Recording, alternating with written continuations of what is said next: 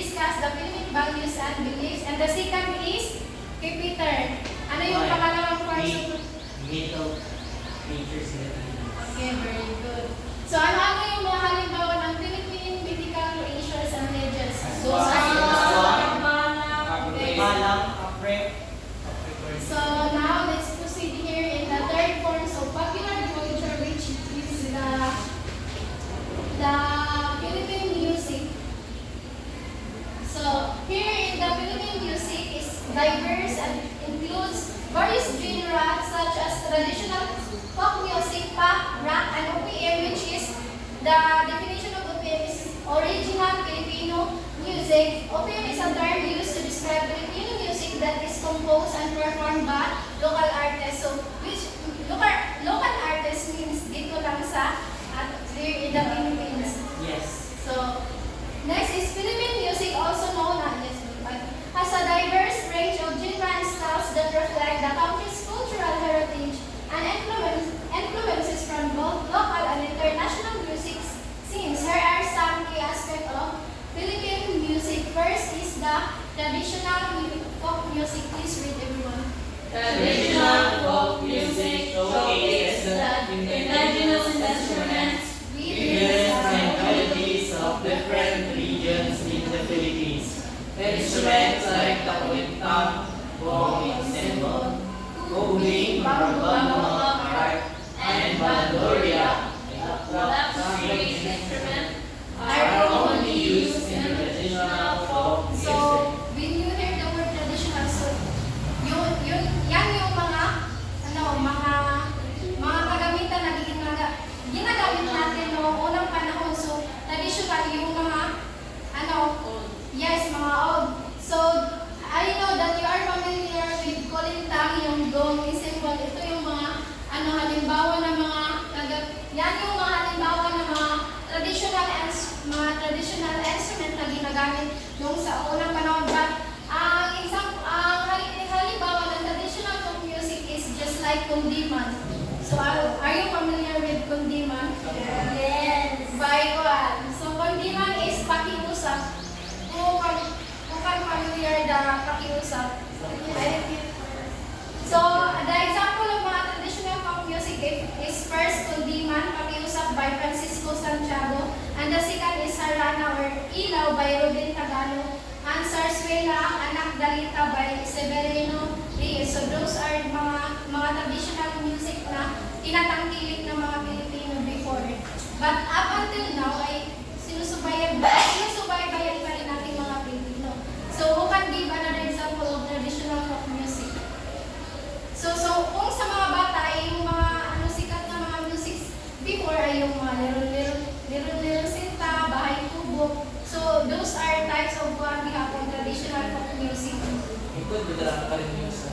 Oh, pero music niya, bilang sa pop music. Oh, yes, ang music mo. Yes. Okay, so gets. Yes. So, pop music. Everybody up!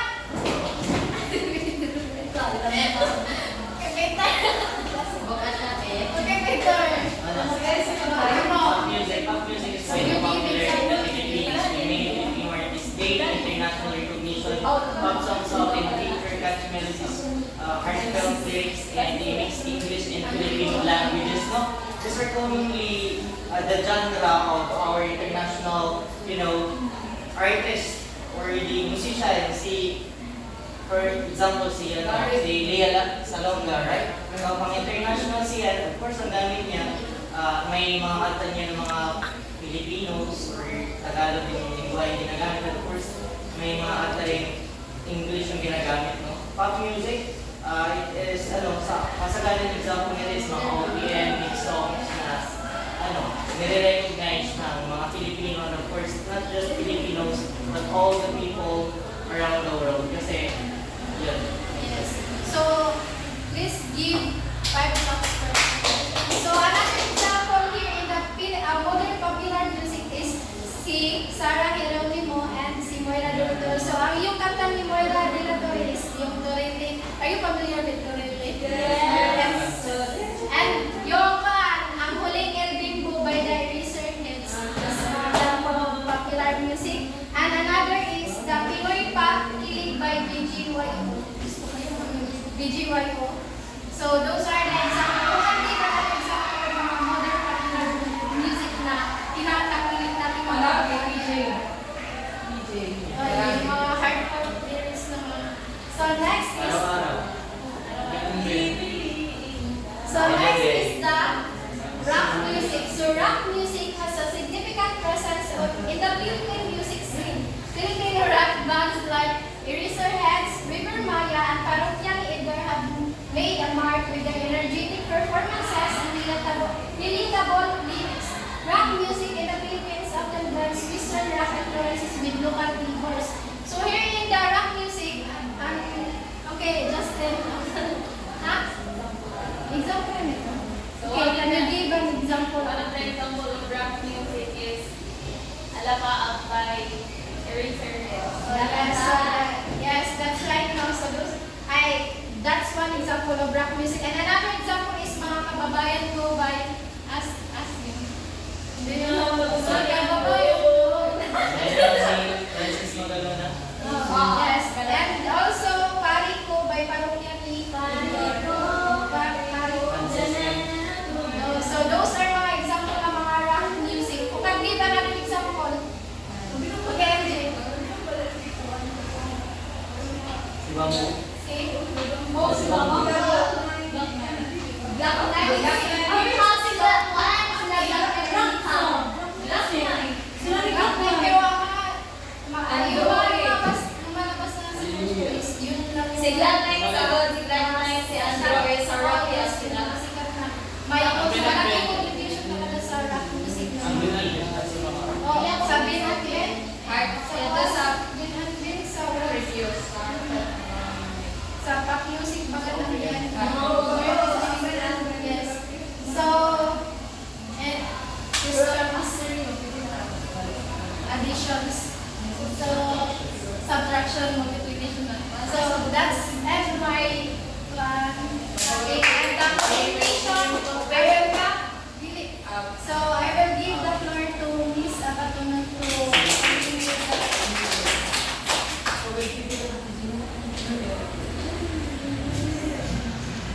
Okay, so good afternoon everyone. So first, sa hindi pa makikilala sa akin, so my name is Rachel P. Abatunon from the class department.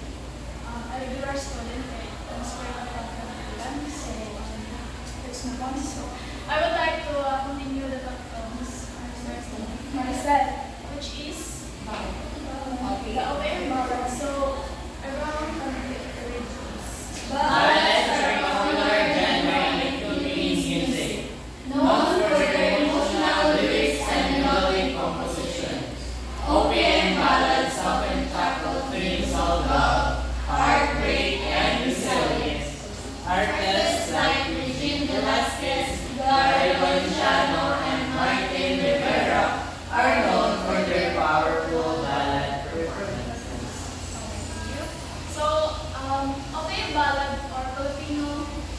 original Filipino music are popular genre in the Philippines. So there are in the Philippines there are iconic ballad singers. So sina Eugene Velasquez, siya din yung kumanta ng tinatawag siya ng Issues.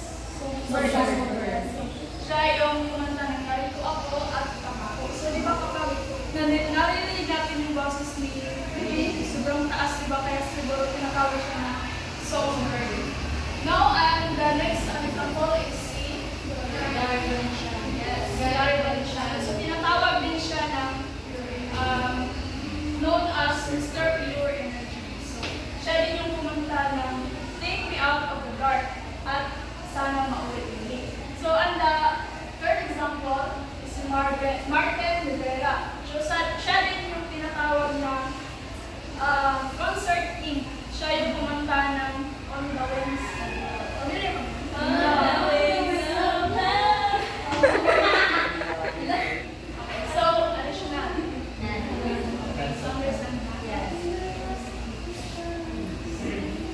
So, let's proceed the hip-hop and R&B.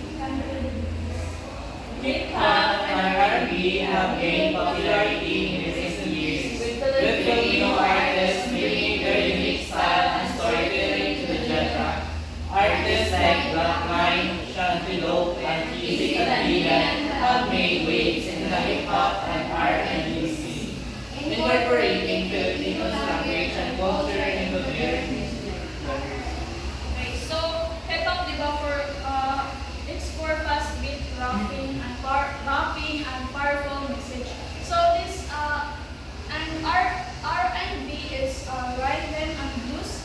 It is talked about kanilang music is about emotional, heartbreak, love, or resilience, whatever about the realizing about the buhay ng nato, yun, or relate. So sa ilan na kuan, the music, there are many examples sa mga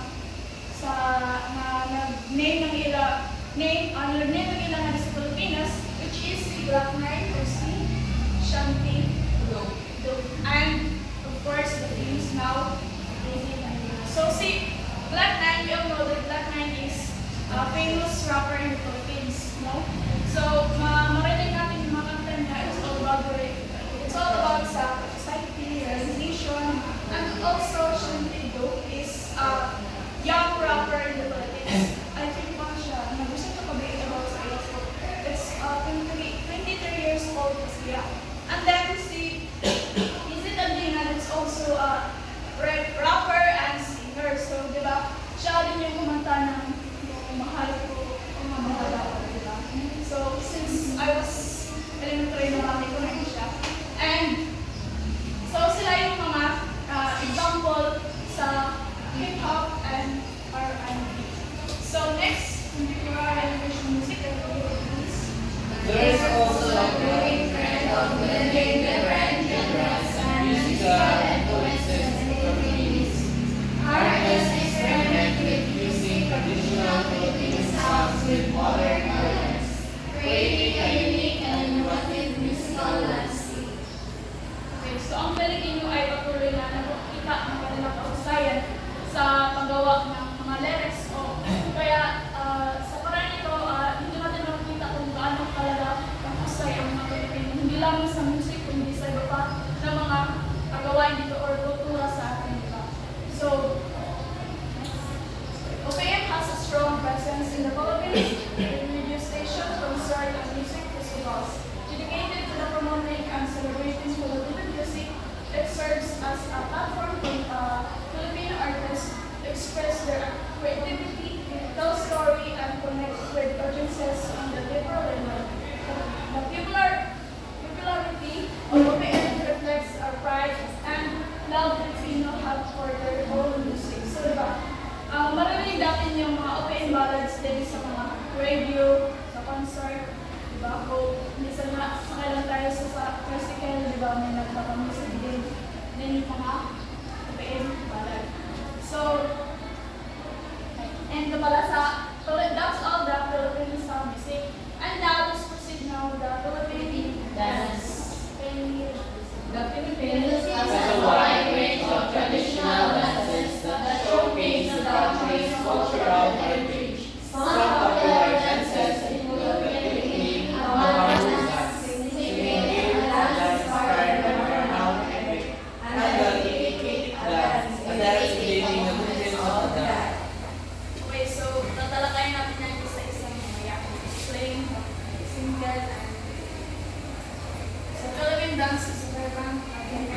and therefore reflects the rich cultural heritage of the country and encompasses a wide range of traditional and literary styles, each with its own unique style, movement, and significance. Here are some notable of Philippine dance.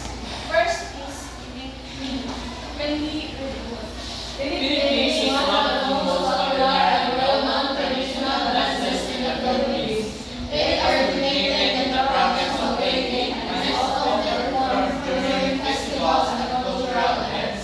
The dance involves two people rhythmically tapping and sliding bamboo poles on the ground, while dancers skillfully maneuver their feet in between the poles.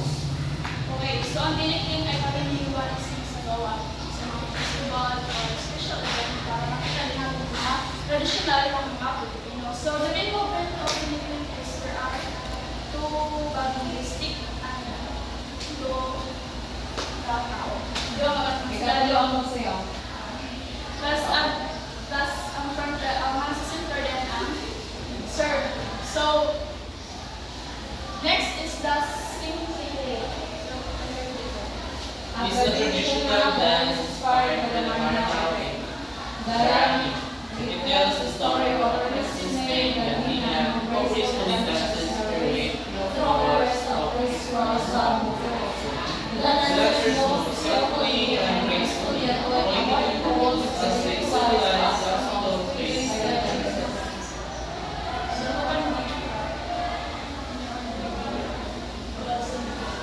or naka-experience. Well, na-experience na yan. Sige. Sige, Arian, share your experience. Ayan. Sige, marami. Katong Kadayawan Festival sa Davao, nakita niya kay tanan ng mga culture na ali ko, mga Muslim, mga Mobo, mga Maranao, mga Tauso. Isa sabi ang singkil. Ang singkil nakita na ko na ang babae gani magserga ko siya sa bambo pero sundon-sundon siya sa laki. Mura gani Yes. nasa gili kayan. Tapos magigili ka sa laki pero nagsayaw sila sa bambo biyak. Mura may pagkatinig, tinig na kay more ang sayaw na gayon. Pero may drama-drama sa singkil, mura May drama drama-drama. sila. Yeah. Yan, tayo. Salamat. Okay, so dapat alam natin mo. So ang tiniking ay simple lang sa'yo sila. So same sila nag-iipanan pag-book. But ang single is Opat na nabanggo ang singkil. Yes. That's ang dancer sub is may ibang ng umbrella, ibang kay-kay. So that's addition lang. So, this single, di ba, as Atian said, na kibalilalanan siya sa lalaki dito. So, as you observe sa picture nyo, she looks like a princess and prince now. Because ang drama na yung single, di ba, as what's that is, out here, definition, di ba, symbolizes the obstacle faced by the princess, di ba? Ang princess kay ginalat-lat sa gitna ng prince kay di ba bawal, di ba, higpit, basta princess nga na. So, nga na ang genre kung mga na ko single, di ba, showing the importance of the, di ba, courtship or ano pa, as a woman na dapat princess treatment, di ba, stand out.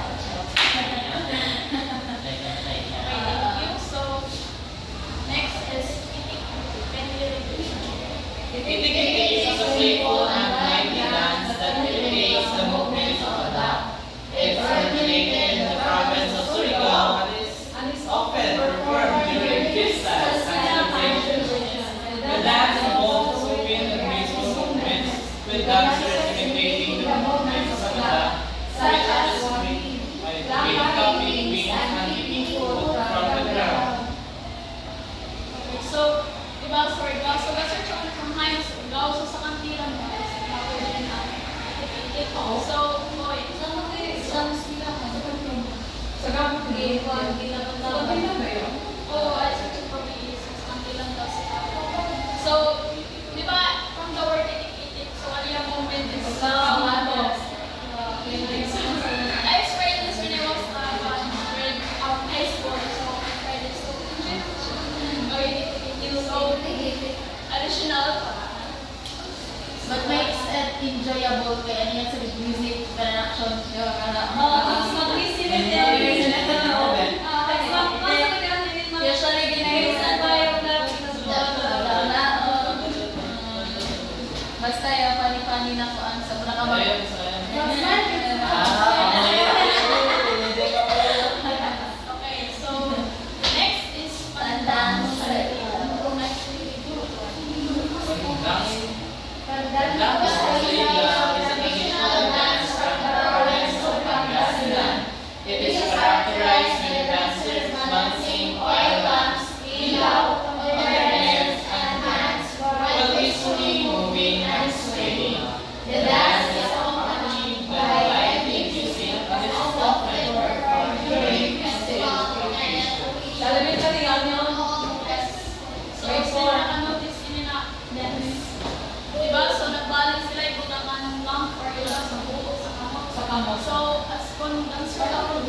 Magbagay na ni Mateo is may balance para di madalas ang ilaw. So this event is performed special event for mga cultural na event. Yung sa di ba na sa kanya? Sa niya. Lawi, mo din na siya variety show. So next, the Kapamalaga. So everyone can use it, please. Kapamalaga is a traditional dance that the Maranao people of Mindanao. It showcases the vibrant and colorful Malong, a traditional tune-like garment worn by the dancers. The movements of the dance reflect the versatility and unity of the Malong, as dancers gracefully wrap and twirl the fabric around their body. Pwede na tayo lang sa variety show. Sa variety show, Typically, At release of dito ng basa na ito. Kaya dapat dili ito siya mabaliko sa mga dapat dili siya mapanhulog. Pero dapat may action na magpaliko, pero dapat dili mahulidan ang baso, dapat diretso siya. Wala dili madabas ang baso. dili makaga. Hindi siya away na naman. Guys, remember that that's So sa Malong, from the word Malong, is where Malong nagmumula sa I tried this in when I was in high school. And Bakit sa'yo na sa yung sa'yo ng malong-malong? Bali, ang Malong na ni Ma'am May Papa. Kung wala yung movement ang imo body, isunod ang malong. Yan ang tapamalong. Pero, ang yan sa ugpuman, yaw ba yan siya ikapamalong-malong niya? Kaya original niya ba na isayaw niya na dapat isunod ganyan ko. Pero ang yan sa ugpuman, kaya di ba ginasuot na ang malong is para na replacement sa mga kuan. Yaon, pang pang karong yung sabihin na awan niya. Yung ginasayaw ko sa kuan ng mga dancers na tawagin ang traditional. Diba na ginahimod ka na badog bitaw, dili na siya daw na ginasayaw ang part na yun kapamalang-malang kayo. Sa replacement na ano. Kasi yung silang culture. Okay, so now let's proceed the contemporary and Traditional dances. the traditional dances are also contemporary and folk fusion dances. So then traditional moments with modern elements. This dance is often incorporated by these styles, music, and costumes, showcasing the creativity and innovation of Filipino caregivers and such. So, di ba, there are many Filipinos na nabibigyan siya, ginakuha namin yung mga dance. Pero, hindi na sabihan, pero sa ako sabad, there are times or event na sa amo, barangay, na may mga contest about this Philippine dance, like play. But, sa iba na ako, sa iba na mindset, na di ka nito na yung iba, patuloy pa rin ito na umuunlad at masaya ito. This is the way that na rin para ma-preserve na ito. Tradition, no? During high school, mapiyata namin. I was one of the choreographer of this contemporary and constitution dances. No? Initial na dance kay, and it was ayos ng ini kay and choreograph. So, more on choreograph, tas more on projection ng bye-bye house. Kaya pag ay isa na ini yun sa kuko, di ba? And more on pa ng ini kay and choreographer sa and fun dancers, official expression dancers, and flexibility ng dancers. Ang ako anak kay actually siya yung sa constellation blend tradition movements with modern. Ano naman ko na ako sa classmate pa na makalumang tugto, ang makabagong sayaw sa makalumang tugto. Ang mga masayaw. At ako paraan ang choreograph gani nila.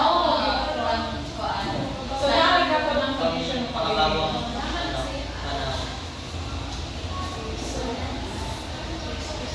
Philippine dance is not only for an artistic expression, but also to preserve and celebrate our ancestral rituals, Philippine traditions, stories,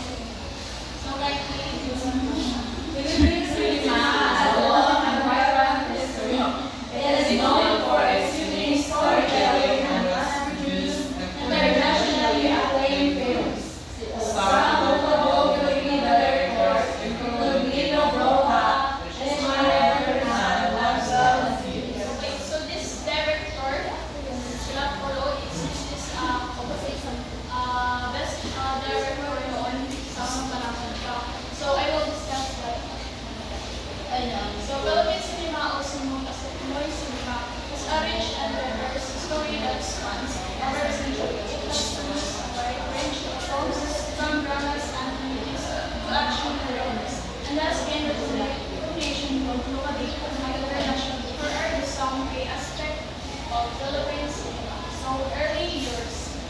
Can you please? Favorite cinema dates back to the late 19th century when the first locally produced films being silent movies.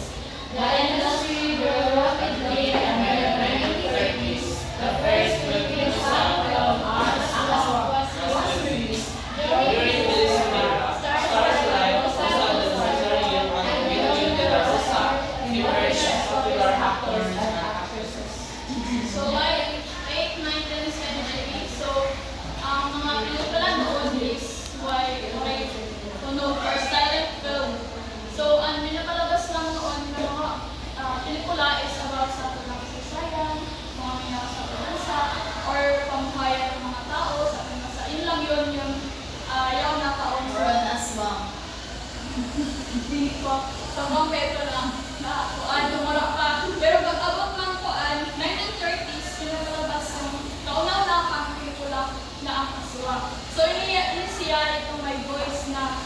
So, ito yung kauna-unahang na nilabas na sumikat agad. So, pag kumain nilabas, so may mga actress, isab, and actor na namisikat isab sina Rosa del Rosario at Miguel de la Rosa. So, Rosa del Rosario, correct me if I'm wrong, di ba sila ang una na Darno na ngayon po sa Philippines?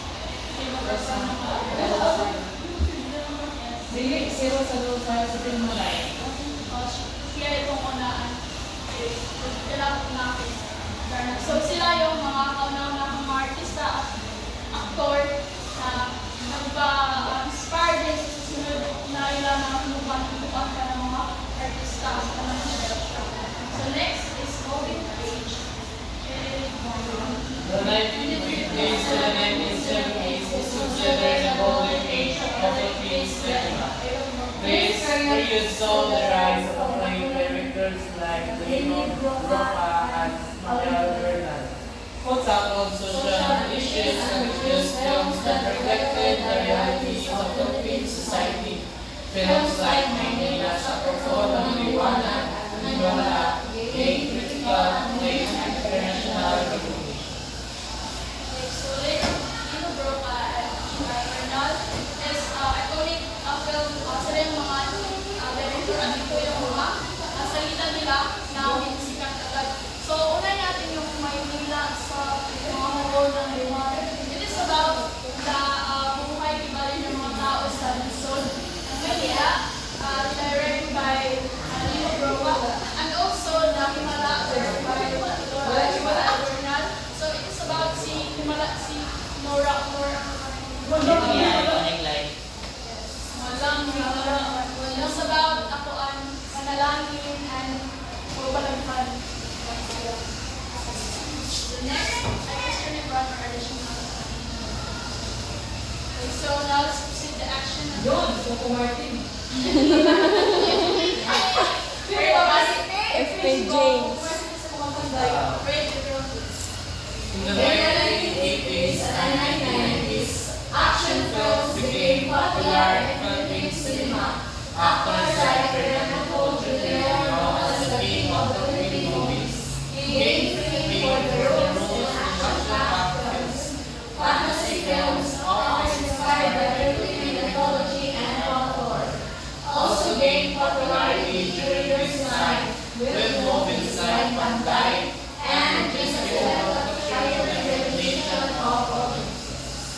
Okay, so one of the most famous actors si Fernando Poe.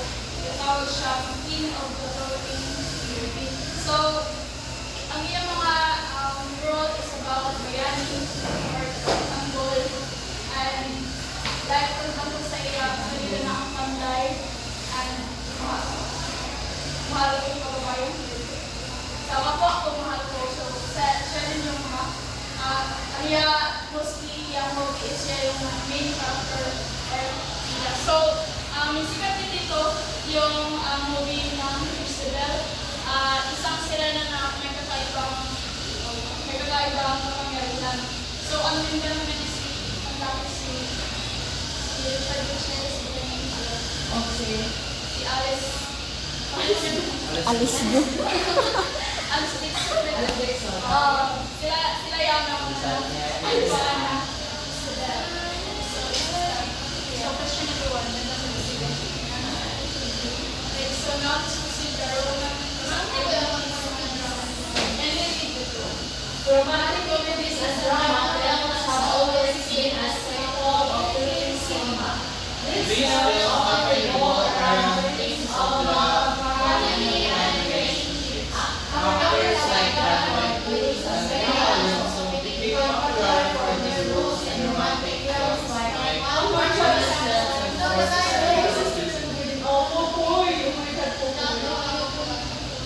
sino yung mga nakakita nito ng mga movie? Ako, conversions.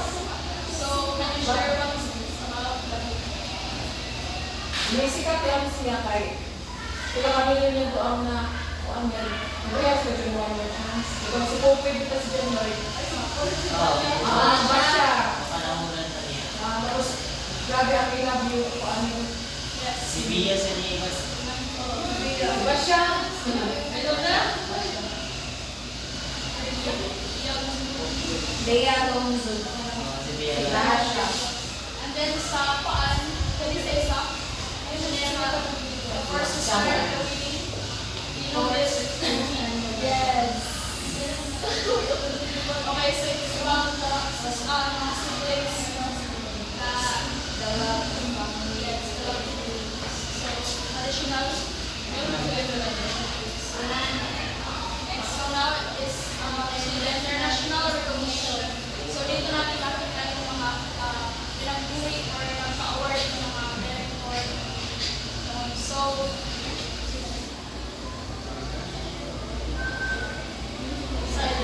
So, una na rito na i-award na si Love Dias.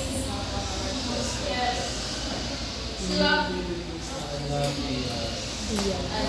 Love Diaz.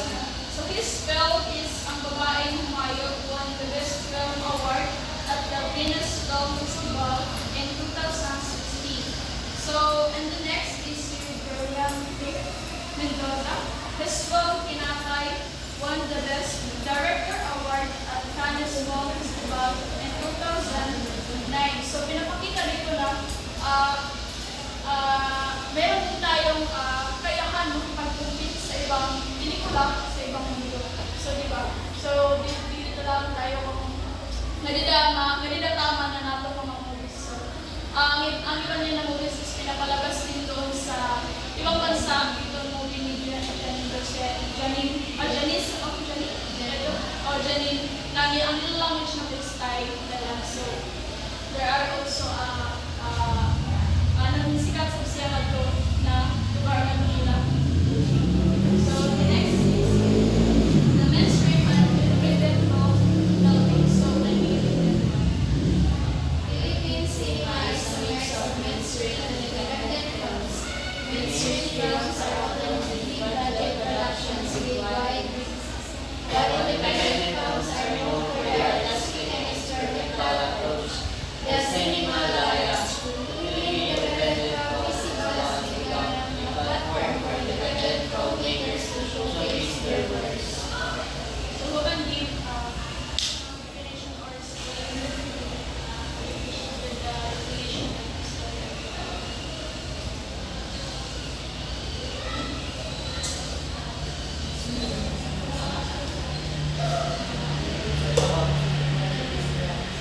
Okay, remember na yung earlier so mainstream films, example of this are what we see in mga sa mass media, like for example television. For example yan na is yan if isang produksyon itong yung bago niya kung Tanggol, yun si Tanggol na yan. Batang Quiapo, yan. That's an example of films in mainstream media in which it needs a lot of budget or big budget in order to produce quality films that they're going to showcase showcase to the audiences for the Filipino people, no? On the other hand, this mga independent filmmakers, they are the ones who produce yearly. For instance, yung kinahimo sa Pilipinas na yung film festival or film festival, di ba, kada December, naglalabas yung mga directors ng mga bago nilang mga bago nilang akda at ipapalabas during those time, no? So, in particular sa mga bare months, no? Na mga time ipapalabas itong mga klase ng mga movie na ito. At it's not that super big budget ang needed nila. It's because lang naman yung gina-showcase nila dito yung kanilang mga, of course, talents. Yaman na yan tapos, ang works sa nila, no? Na kaya nila mag-innovate in just a matter of, a year. Kaya na mag-produce yearly. Thank you. Thank you.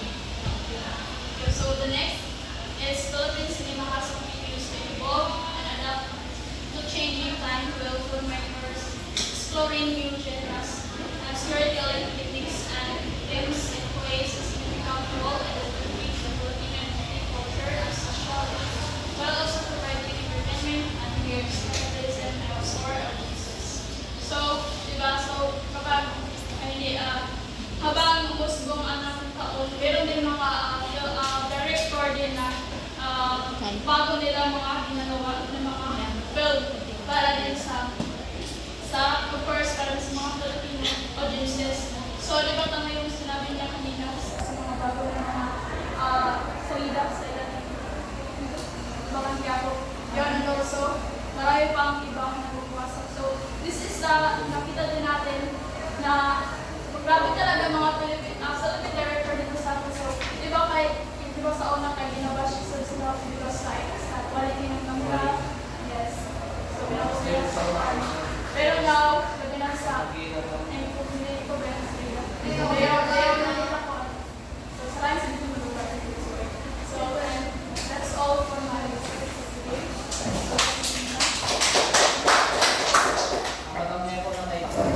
So, before we proceed to discussion, ang activity mo na about sa cinema and entertainment. So, kadali lang. Kadali ka, ma'am. Ang gagawin nyo is, ito na lang. For Ay, naman yung po, ganun.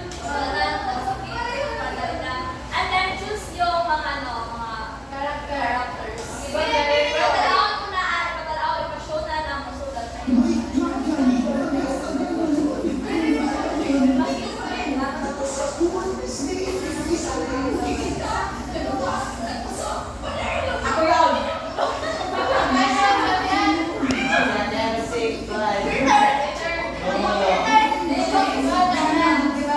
Bato-bato ka sa kagaya bang malalaki kami. Sige, sige. Salay na ba salay?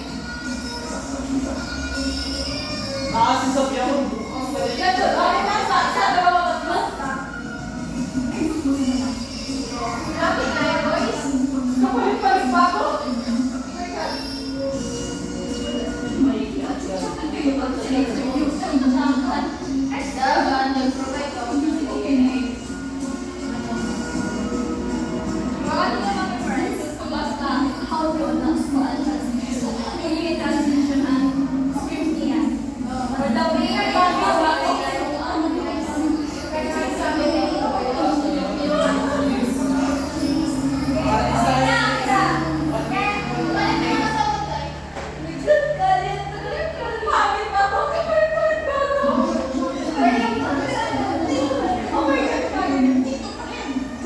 Bus-bus na natin. Bawat tayo. Okay. Bayo, laki na ako tatay. Gawin na ang video, tapos pan-follow tayo. Kibali. Okay, post ko. Post. Wait, galit ako na kanyan. Sa tayo. Okay. Bayo. Bayo, laki na mo. Oh, pwede mo yun. Laki. Bayo, tayo. Laki. Bayo na mo. Dalawa. Oh, tapos na para to. Lalaki. Coba mo na ka na rin. Nandito pa rin tayo, lalaki. Go. Okay. Good, Gali. Ang tagal-tagal na nun. Pero matagal na yun. Nandito pa rin.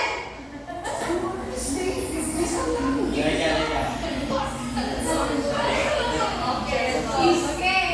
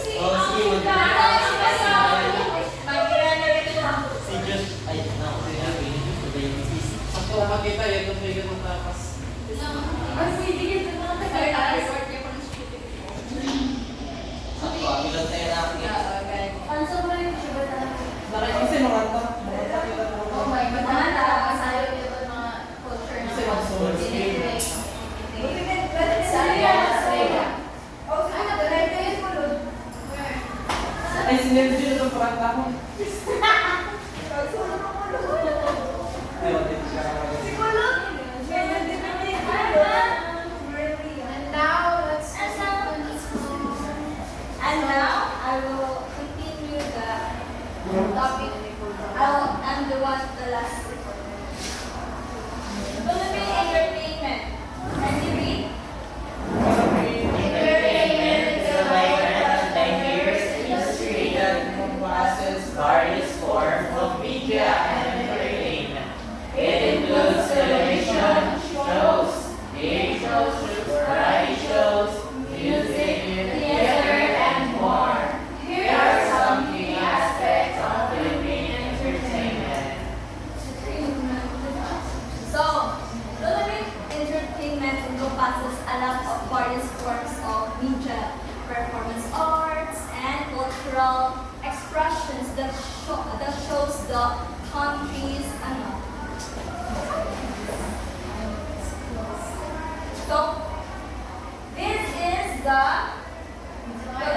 are the Philippine entertainment. Television shows, game shows, variety shows, music, theater and live performance, online content, and digital platforms. First, television shows. Can you read that?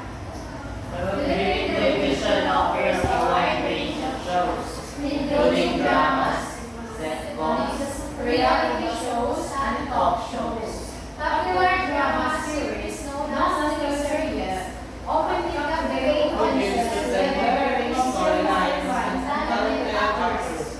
Shows like Ang Probinsyano and The General's Daughter have gained a massive following. So, Philippine television or television shows is may mga various types of mga teleserye. Yes, that's what we call teleserye. And just like for example, Ang Probinsyano, the long-running drama. Yes. Sa una, noon, FPJ, but ngayon, bagagya po, ni-transition lang ni Coco Martin on so that may pakita sa mga bagong henerasyon ng na sa FPJ noon. And also, the General's Daughter, itong spy siya sa iya biological father, which is the pool. So in addition, qualification is about the FPJs. So, sa una FPJs, dito siya may FPJs may transition sa Batang Quiapo. Di ba siya observe sa leader ng Coco Martin may FPJs, mga probinsyano FPJs. Just station lang. That is because he cited that the work of Fernando Po Jr. So, kumbaga, ginanap lang niya at dinadagdagan lang niya. At hindi mo matatawag na transition that is because, kumbaga, imitation lang niya dahil sobrang tinulong niya si Fernando Po Jr. Kaya, sa mga title ng mga teleserye niya, may FPJs. Kaya, kasi ito ay hawak ang Fernando Po Jr. na Mga movie niya. Hindi siya transition ba? Gaan siya ng mga actions or pa-assassin. Mas i-improve Ano na niya? Ano review pa about Philippine television? Another idea of television shows? Wala na? How about sa ano? Sa shows? Sa mga shows, hindi ko Okay. television What is shows. the asset box? Ang ganda yun. Be careful with my cards. It is very famous before, but now. Okay, next. The game shows are a popular form of entertainment in the Philippines and these shows involve acts and competing in various challenges. So, this is what we call in the Philippines the love of entertainment. Why? Because because it is binibigyan sila ng prizes and ano pa. Even though dili lang sa mga artists but in the ng mga normal na mga tao na kuan. Like for example sa Itbulaga, di ba nagbahay-bahay sila sa lugar ng lugar? And then bibili sila ng bibigyan nila na yung mga Hanabishi appliances, rice cooker, mga and then what? Next is the variety shows. Variety shows offer a mix of entertainment, comedy skills, audience participation. So, gagawin pa natin sa midterm requirements natin ko ngayon sa BBC. So, variety shows. We do variety shows. A lot of shows makikita mo lang sa isang like some shows.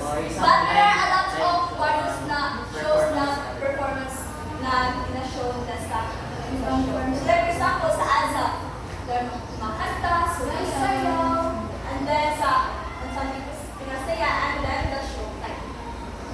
Next, music.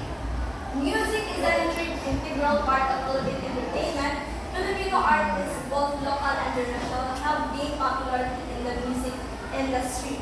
So, this understandable with the word music.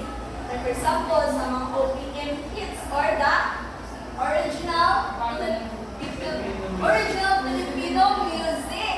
So, and hindi lang siya, hindi lang yung mga romantic songs, but it includes pop music, rock music, OPM, and hip hop. So, give me an artist or a singer of pop music. What? Sige lang. Then, Sarah. Bamboo. So, OPM. Yan, Maria. Maria. Yes, alam ka. And sa hip hop. Hip-hop. We have Black Knight. Black Knight. Termino. Ronnie. Satsido. Yung mga graphica raps. Chris. Sa Kiss. Umayak ko, no? Kahit ayaw mo na. Online na. Report mo sa'yo. Sample. Ako ang kailangan.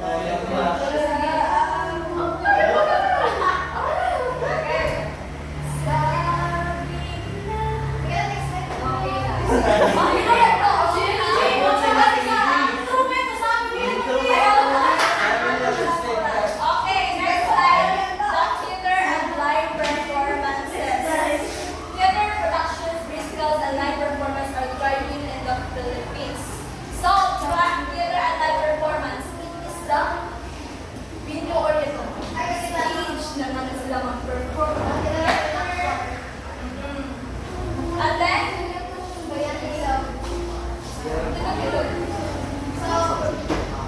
I already experience to watch a live musical live performances during senior high school days. One to ang title ng dito is Bayani Love. So, ang tanang actors, learn sa mga heroes dito man, isa-isa nila i-perform ang mga about sa relationship kanila kasi sa Limadela, tanang ganyan.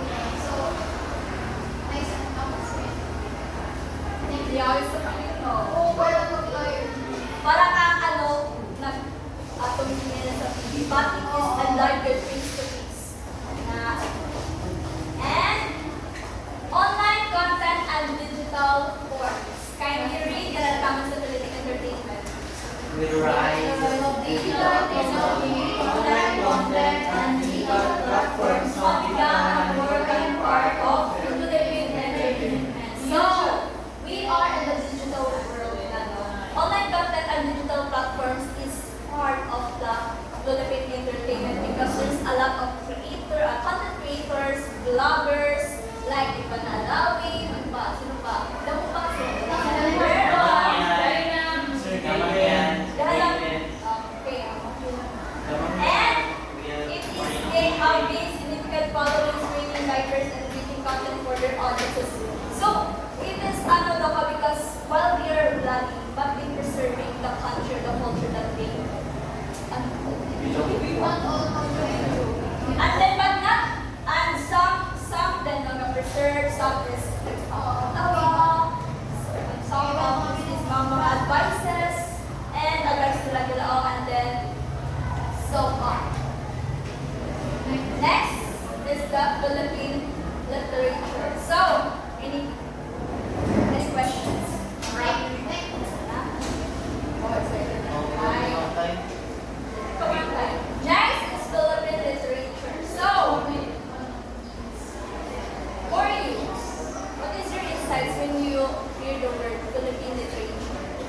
Dalawa na.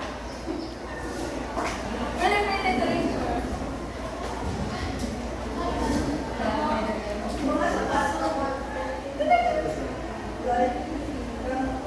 Okay. Philippine literature ay Lirina. Philippine literature encompasses a wide range of literary works, including novels, poetry, short stories, essays, and plays. And it reflects the The rich rich cultural heritage, heritage, history, and experiences of the year Filipino people. Notable Filipino rhetoric representative Nick Romy and James Junior Jose and Flavio Here are some key aspects of Philippine literature.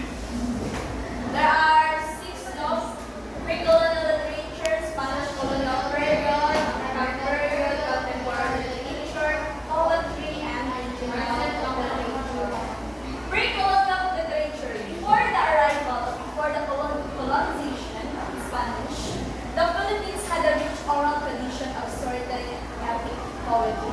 Because hindi pa siya formal writing system in the pre-colonial literature. More on oral sila, more on speaking. More on speaking sila na hindi sila kasi hindi pa sila formal writing system on that period. So these oral traditions were passed down through generations and often revolved around its legends and heroic tales that meron pa din ngayon. Notable examples include the epics ni Aguilar and the Hinulaw. Next is the Spanish colonial period. The Spanish colonization of the Philippines greatly influenced Filipino literature. During this period, the Spanish became the dominant language and many literary works were written in Spanish. So, this Spanish colonial period is transition of the oral into writing. So, in the Spanish colonial period is writing na ito, hindi na oral because it is transition na. And notable writers include Jose Rizal. So, what is the full name of Jose Rizal? Jose Bonifacio Rizal Mercado y Alonso Villalondas. And, di ba may best nila yung best and famous niya also. Noli ni Tapirian, El Filipos Turismo na ginagamit pa din natin ngayon kasi history is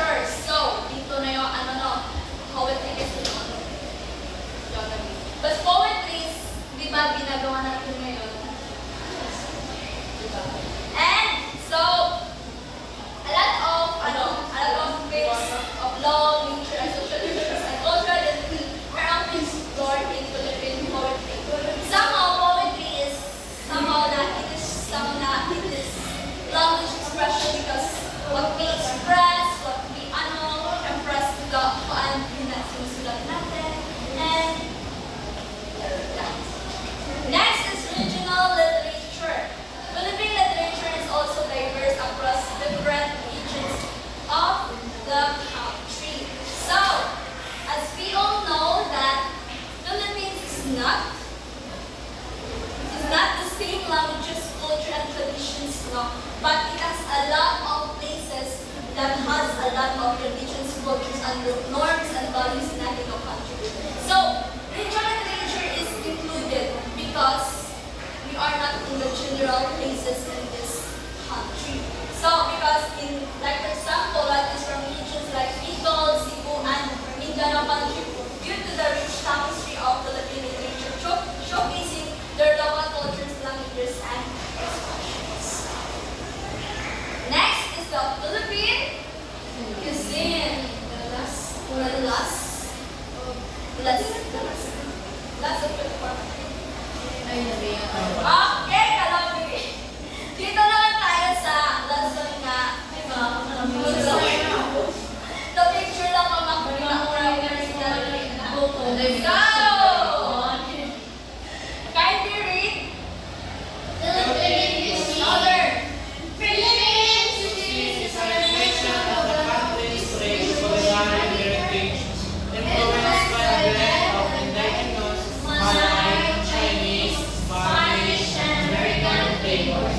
It is known for its bold and vibrant flavors, unique ingredients, and diverse regional dishes. There are some key aspects of Philippine cuisine. So, Philippine cuisine, mga Magkain na ba? So, aspects of Philippine cuisine is adobos, but I'm not Philippine cuisine, but include ko yan yung six because para sa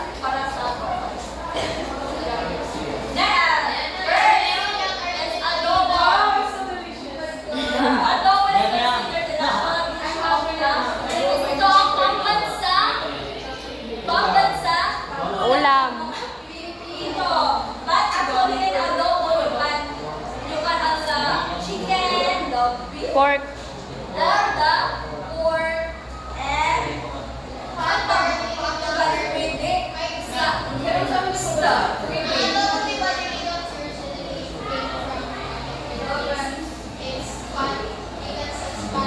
pre-colonial Spanish period. But ako diyan ko siya kay isa because we meeting yung one kita na colonize kita ng mga Spaniards that by ating pa rin ito. Then, next, adobo is known for its savory and tangy flavor. Next, sinigang. Sinigang is a popular summer one made with number of sorry peanuts such as guava or tamis pinisag siya Calamansi, palasalos. Typically, hindi siya din sa pork or buwan, but there's some beef or shrimp. Oh, I mean, nakala sa picture, laman. Ano po, nakita ko na yung bite ko. And then, masarap yung sinigano ko. Sabi namin ito, tag-ulan. Kasi, sa tagpulan.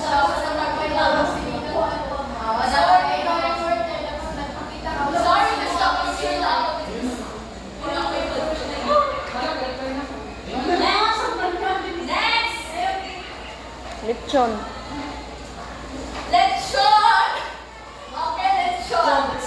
Ito ang rosary that is often a centerpiece of festive occasions and celebrations. Lechon is known as the king of festivities. Where is it originated? Spaniards. But di ba sa Philippines. Cebu? Cebu. But yung mga aspect is made of by some precious Spaniards. Gabi na sa mga festivities, sa mga Pista, birthday, Bunyag, kasal, and other celebrations or occasions.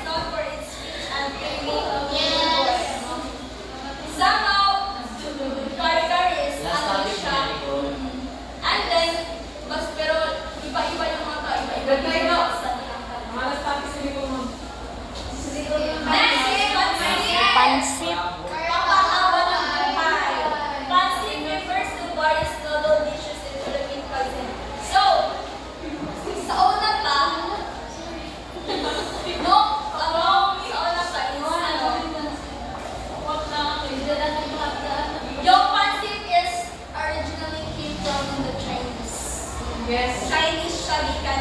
But the fancy or the ano dito mismo yung ulam, but in the Philippines. Because sa iyang ingredients, sa iyang panlasa, Hindi mawala dahil ito ay nagpapasarap. No, because of the noodles itself. yes. Noodles sila ang main dish din niya. Kaya tapos mga paanggan niya, mga garnishes, Pang sa ogang gabi. garnishes, shrimp, pork, or shrimp. Swim for port na higit. Okay, next is halo-halo. Okay, di sa matignaw kung ano ito.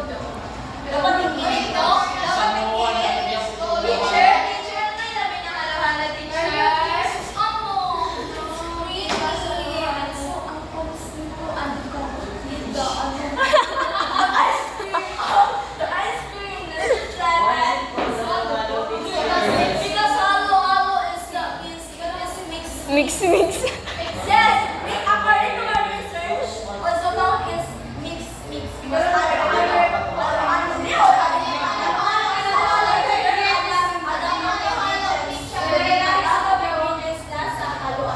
Okay, so teacher, something na teacher.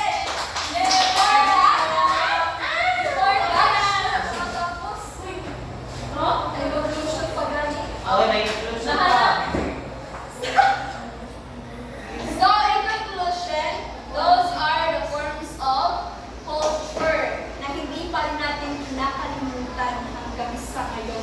So, those forms of culture have a significant role of the lives of Filipinos. Kasi it is born in Filipinos and dapat nandito sila talaga kaya hindi mawawala. That's why there's a lot of abroads na yung mga forms of culture natin nandun na sa abroad kasi marami na yung mga abroad ngayon and sinishare na nila doon sa iba't ibang lugar. So, we must keep it our mind na hindi natin kakalimutan kung saan tayo nanggaling at saan tayo nagmula at saan tayo una umabak sa lugar na ating tinatahak. And that's